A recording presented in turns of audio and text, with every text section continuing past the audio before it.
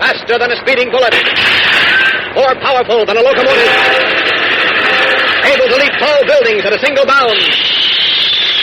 Look, up in the sky. It's a bird. It's a plane. It's Superman.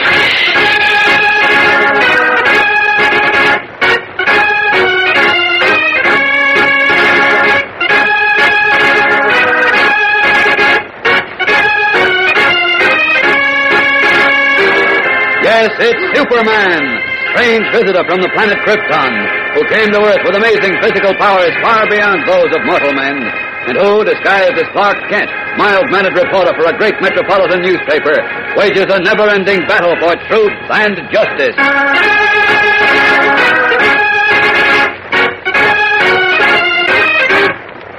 Today, in his guise of Clark Kent, Superman is very much alarmed by what he hears from a grizzled old man of the desert. You say this friend of yours, Miss Lane, disappeared, Mr. Kent? That's right, old-timer. Don't surprise me none. What do you mean? I warned Miss Lane to stay out of Moundville. She wouldn't listen to me. Now, I'd be a heap surprised if you ever see her again.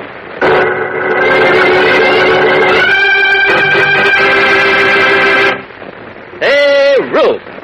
Ever hear that, gang? It's the shout that goes up in circuses and carnivals whenever there's trouble on the way. Like, for instance, when a fresh guy and a circus fan take a few pokes at each other on the fairway. The manager runs over to break it up. Soon the juggler starts to mix it up with the fresh guy, too. Then suddenly the magician spots the fight, and he looks around, sees a situation brewing, and then shouts, "Hey, Ruth!" Well, that's all, brother. In a flash, the whole carnival has changed. From every booth and sideshow, the circus folks come on the run. Well, that's a cry that's circus lingo, and it means trouble. Come and help. And to circus people all over America, there's nothing more important than a hey, Ruth. You see, gang, circus people know that it means to work as a team and that it's important. That's how they protect themselves from danger. For example, the aerialist who flies through the air must be caught by the other half of his team or die. That's how teamwork keeps circus folks alive. And that's why when any one of the circus people gets into trouble, everybody gets in the fight. As soon as the yell, "Hey, Rube," echoes over the sawdust, there's no holding them back. All for one and one for all. Well, gang, that's how all Americans should be. When a fellow American is treated unfairly for any reason, it's not enough to let him fight it out alone. His "Hey, Rube" means trouble for everybody and should bring us all running, ready to get into the scrap and mix it up, but good. Because in unity there is strength. United we can't be beaten. So let's drop the petty, intolerant bickering among ourselves and work together like a smooth-running team should.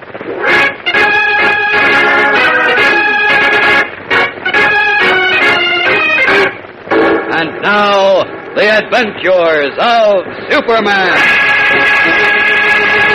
Revealing to Lois Lane, reporter for the Metropolis Daily Planet, that he was on the trail of a sensational story, Horatio Horn, amateur detective and rural correspondent for the Planet, gave Lois mysterious directions for meeting him in Moundville, a little mining town on the edge of the desert.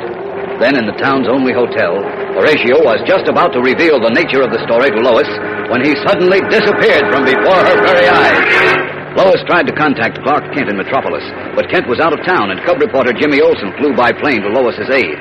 Then, in the same room in which Horatio Horn had disappeared, first Lois and then Jimmy apparently vanished. Returning to Metropolis the following day, Kent solved the crossword puzzle to which Lois had referred and learned where his friends had gone. In his true identity of Superman, he streaked across the country to Moundville. And as we join him now, once more in his disguise of reporter Clark Kent, he is in the shabby lobby of the town's only hotel, where he is questioning a man we have met before, the combination hotel clerk, bookkeeper, and porter, who is known as Weary Willie. I'm looking for Horatio Horn, Lois Lane, and Jim Olsen. Are they registered here? No, they ain't. Are you sure? Yep. Only one guest in the hotel right now. He ain't none of them folks you say. I see, but they were here, weren't they? Nope. That's odd. Isn't this the only hotel in town? Yep. Well, this is a pretty small town. Perhaps you noticed my friends around. Miss Lane has dark hair and is quite pretty. Mr. Horn is short, about 35, I'd say, rather roly-poly. Jim Olsen is very young. He's thin and freckle-faced. Didn't see him, mister. Can you tell me if there's a sheriff or constable in this town? Yeah, Sheriff Withers. Where's he? He's down the jailhouse up the street behind the $Silver Cafe. Thanks. He's the man I want to see.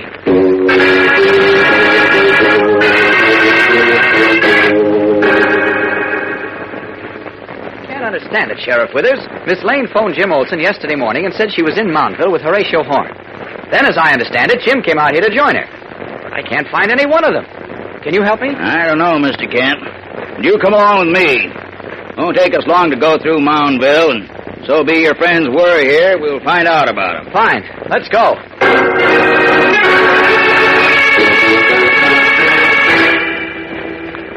Well, we tried every place in town, Mr. Kent. Appears as if nobody's seen your friends. Maybe you was wrong about their coming to Moundville. Oh, I'm certain they came here, Sheriff, because... Hey, hold on. What? Leif Hawkins ought to be getting in with the mail about now. Who's he? Well, Leif, he totes the mail in here from Desert City.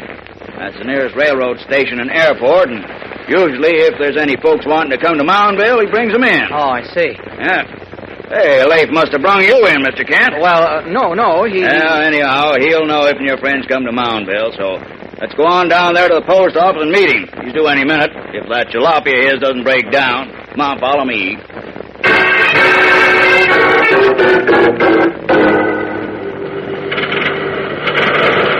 What you look like, mister?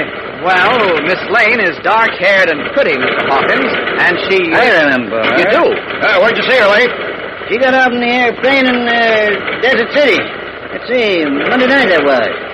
Wanted to hire me to drive her here to Moundville. Well, did you? Yep, I did. Well, shut off your dang motor and tell us about it. I drove the roly-poly little fella. That's Horatio Horn. Yep, and I drove him to Moundville the night before. And the skinny, freckle-faced young fella. Jim Olson. I brought him right here to Moundville last night. There, you see, Sheriff, I told you they came here. Yeah, look here, Leif. Where'd you drive him to? Why, I let him out here at the post office with all to do.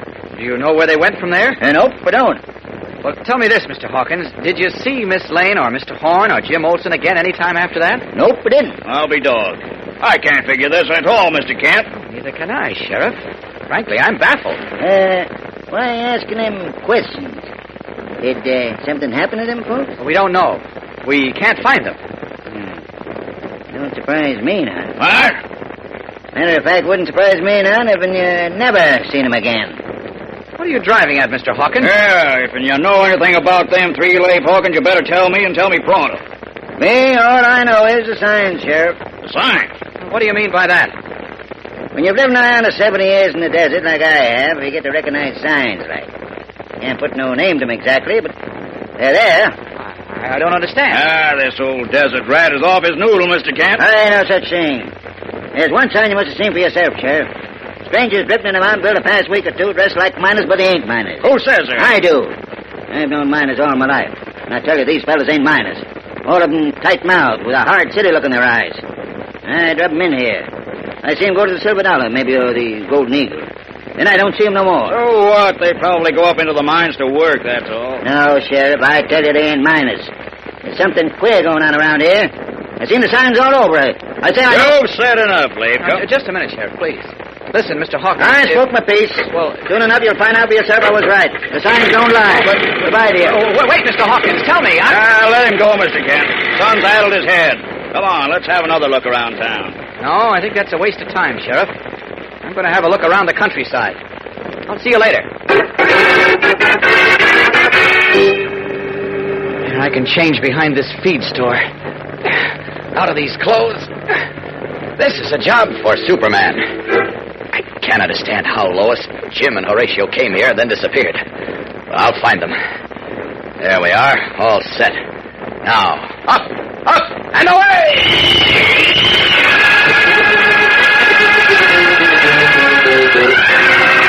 Leaping high into the hot, cloudless desert sky, Superman streaks away to begin his search for his three mysteriously missing friends. We'll be back in a moment to find out about one of them in the startling climax of today's episode. So stand by.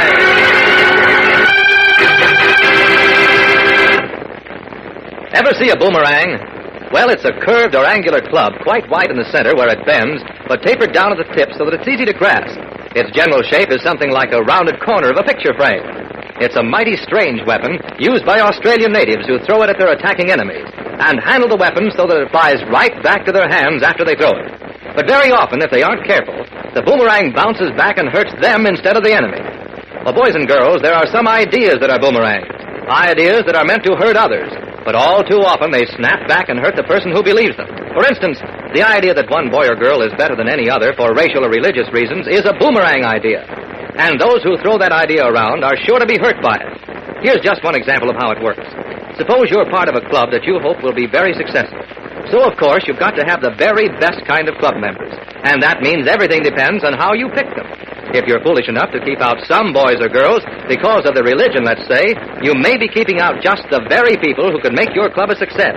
Because, after all the kids with personality and popularity don't belong to just one faith. Every group has its fair share of swell guys and nasties. So if in picking club members you vote against all the boys and girls who belong to a religion or race different from your own, you're bound to be keeping out some of the swell guys who could make your club a top-notch one. Your prejudice will boomerang and hurt you in the long run. And what's more, you'll deserve it. Try to remember that, always.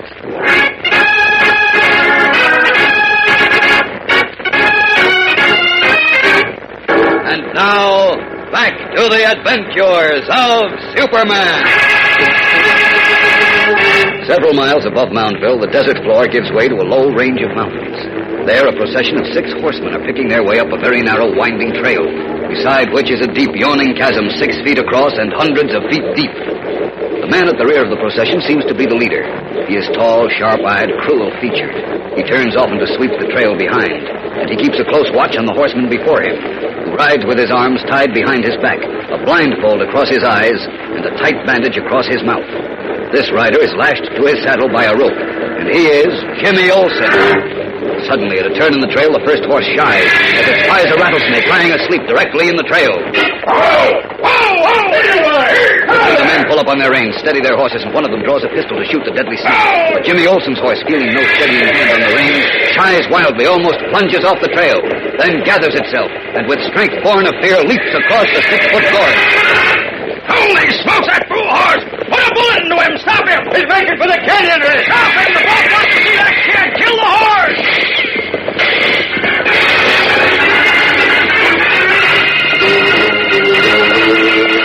From the narrow trail, the 5 horsemen pour a volley of pistol and rifle shots at Jimmy Olsen's fleeing horse. But the shots only seem to further terrify the panic-stricken animal, and it bolts, slipping and rearing, trying to shake Jimmy from its back. And ahead looms another rocky canyon into which a giant waterfall thunders.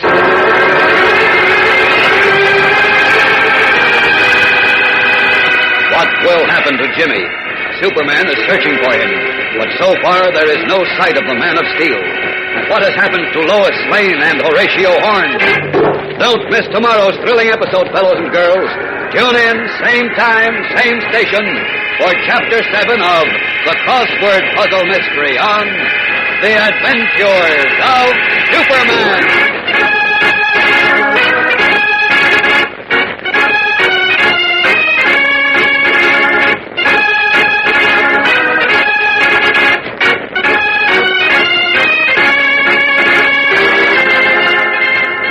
Superman is a copyrighted feature appearing in Superman DC Comics magazine and is brought to you Monday through Friday at this same time.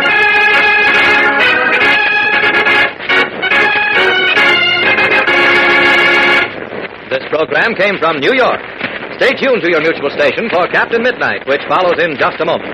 And right after Captain Midnight, you will hear Tom Mix and his Ralston Straight Shooters.